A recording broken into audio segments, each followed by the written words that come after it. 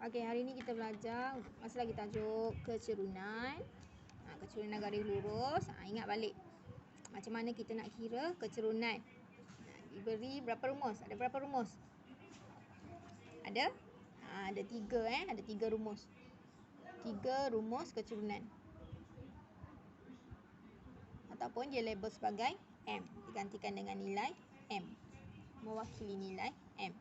Okey, yang pertama jika diberi jarak. Jarak melintang dengan jarak menegak. Menegak dengan mengufuk. So, jadi rumus dia macam mana? M sama dengan jarak. Jarak mencancang. Melintang pula. Mencancang per dengan jarak mengufuk. Ini situasi jika soalan tu beri gambar rajah dia tu dalam bentuk tangga, bukit, papan gelongsong. So, kita nak kira cerunan, carilah jarak mencancang bahagi dengan jarak mengufuk. Jarak mencancang ni yang legak macam ni lah. Kalau mengufuk ni, yang melintang gini. Okey. Yang seterusnya, rumus kecerunan apabila diberi ni yang melibatkan koordinat. Koordinat pada satah kertas. Dia akan diberi 2 titik lah. 2 titik. Di garis lurus ada 2 titik. Titik A, titik B. Bila ada 2 koordinat macam ni, so dia punya rumus dia macam mana? So, yang melibatkan satah koordinat yang diberi 2 titik. So, cari kecerunan garis lurus untuk kedua titik tu. Ingat, kita susun dulu titik tu macam ni. So, barulah tulis rumus dia. M sama dengan, dia kan sama macam yang ni je sebenarnya.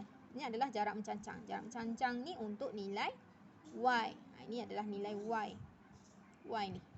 Jadi, nak tahu jarak Y2 tolak Y1. Ambil je titik atas ni tolak titik yang bawah ni. Per yang ni pula X2 tolak X1. Ini je rumus dia.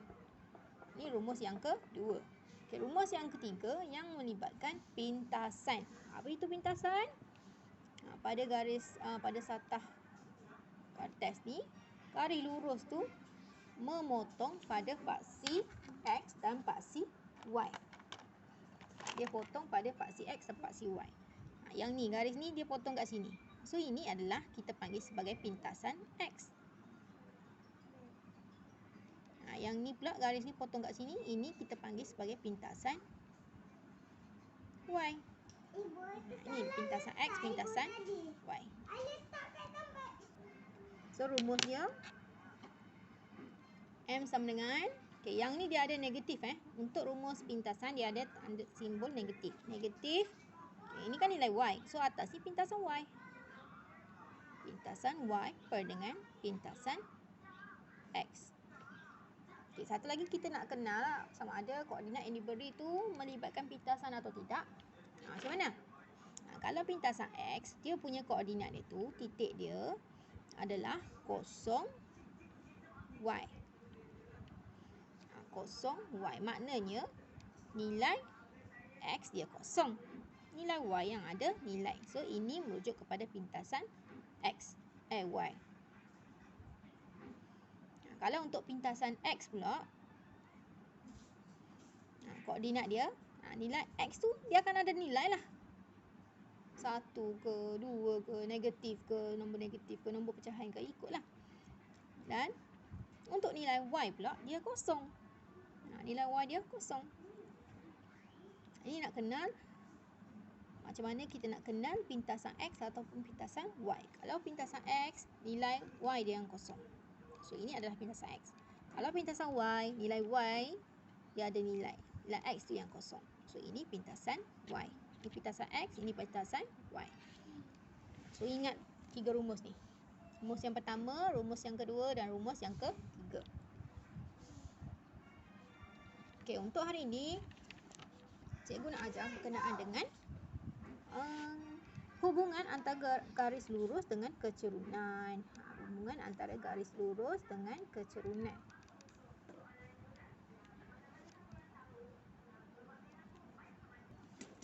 Okey, cikgu nak tunjuk hubungan antara garis lurus dengan kecurunan. Okey, gini kita tengok titik dari kiri ke kanan. Contoh ni garis lurus yang cikgu ada. Baris ni, garis lurus kiri ke kanan. Kalau cikgu letak situasi dia, baris ni condong macam ni. Kiri ke kanan. Nampak tak? Garis ni naik ke turun? Kiri ke kanan. Dia menaik. Maknanya untuk kecurunan garis lurus yang bentuk macam ni, kecurunan dia positif sebab dia makin naik. Tetapi kalau dia cikgu pusingkan dia ni, jangan macam ni. Kalau yang ni straight garis lurus macam ni, mengufuk, adakah dia ada kecurunan? Daripada tadi pusing tadi, so dia jadi kosong. Ni kosong. Melintang macam ni, mana ada kecurunan? Landai. Okey, daripada landai dia turun ke bawah. Sekarang ni situasi dia dari kiri ke kanan, kiri ke kanan. Kiri ke kanan, ke bawah. Maknanya nilai kecurunan tu makin menurun. Dia berkurang. Kalau berkurang, dia negatif.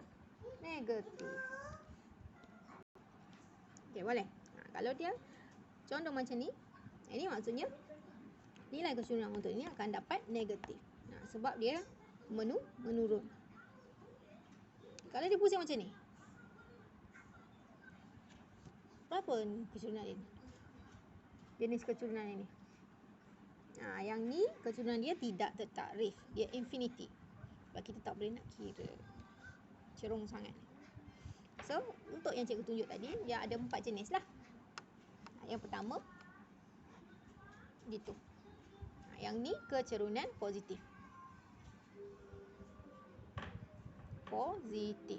Ini kalau awak kira kecurunan yang melibatkan titik duduk antara macam ni, dia mesti dapat nilai positif. Kalau awak kira tu dapat negatif, mungkin ada salah kat titik-titik tu lah yang awak masukkan nilai. Mungkin lah. Okey, bentuk yang ni maksudnya yang mana? Condong ke sini tadi. Condong ke sini, kecurunan dia negatif. Okey, lagi. Yang straight begini. Yang ni kecurunan dia kecurunan sama dengan sifar. Dan yang terakhir yang menegak macam ni. Ini kecurunan dia tidak tertakrif. Kecurunan tidak tertakrif.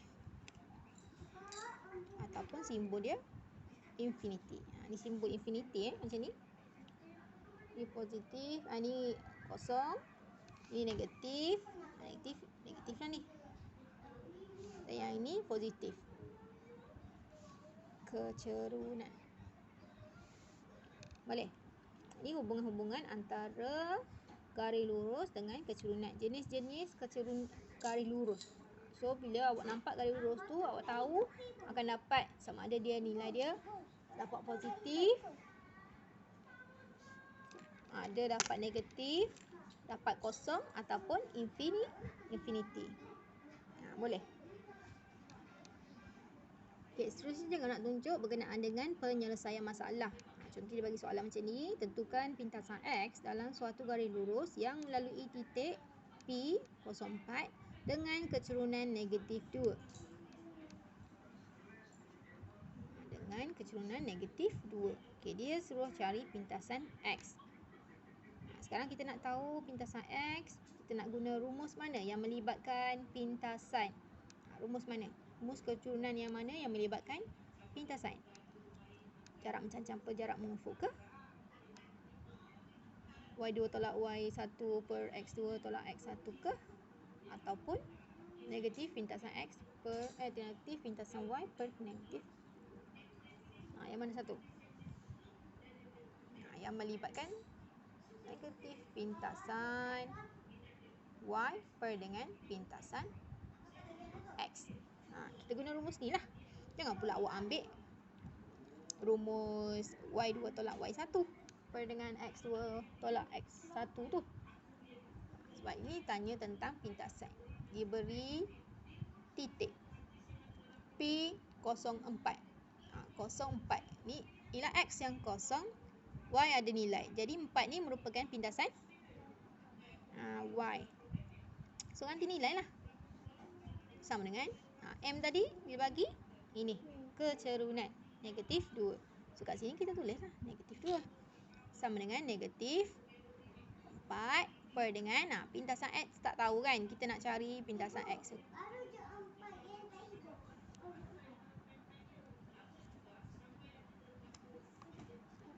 Okey, boleh. Okay, lepas tu ganti nilai. Kita dah ganti nilai. Okay, ni penyelesaian persamaan linear ni. Yang kita nak cari berada di bawah. So, jadi kita pindahkan lah. Yang ni pindah sebelah. Ini bahagi pindah sebelah jadi ke atas. Turun ke atas. Yang ni pula negatif 2 ni pindah dia ke bawah. Tukar tertib ni. Jadi pintasan X sama dengan negatif 4 per ini negatif 2. Negatif bagi negatif positif. 4 bagi 2 2. So dapat nilai dia pintasan X itu bersamaan dengan 2. Boleh. Kalau dia nak tahu tentang koordinat pintasan X ni, awak nak tulis macam mana? Titik dia 2 0. Macam tu. Ini titik dia lah. Titik yang satu lagi. Boleh. Ini soalan penyelesaian masalah.